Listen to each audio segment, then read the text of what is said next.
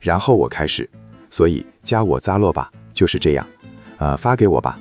看，当所有标签页都打开时，这些标签页就是账户。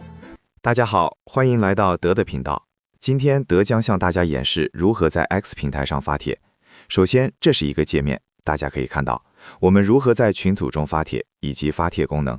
我将为大家打开，大家可以看到，就是这个发帖功能，评论。这里这些功能包括个人发帖以及社区发帖和历史记录。评论包括指定评论、关键词评论、回复评论，这些是设置功能。今天我将使用个人发帖功能，或者在社区中发帖，只需点击这里。这些是我设置的参数，大家想怎么设置都可以。这里会预设好，例如加入或其他。这里所有参数都已完整设置好。当大家操作时，我会为大家进行设置。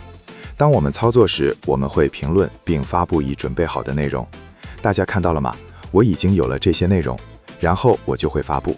我们只需点击这里，然后开始选择这些配置，然后我开始。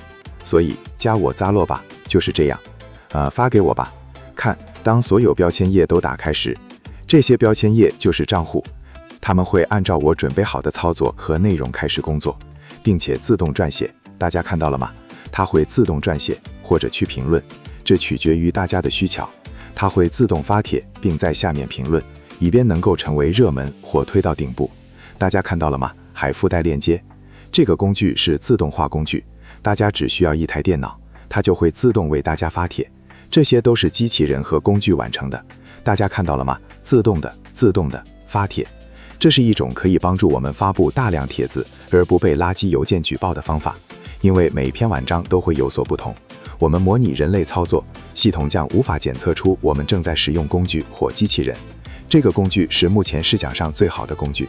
大家看到了吗？自动登录，自动添加账户，而且速度非常快，不会让大家浪费很多时间。大家想象一下，如果现在我们都使用工具，现在已经是 AI 时代了，如果有了这个工具，那真是太棒了，对吧？大家如果感兴趣，我的联系信息在左边和右边，方便大家联系。这些是内部的配置，包括通用配置，或者我根据时间设置的机器人配置，这样可以避免平台检测到我在使用机器人，而且这是模拟人类行为。再见大家，如果觉得有意思，请关注我的频道，我会在 S 这里留下信息，大家可以在这里查看这些信息。再见大家。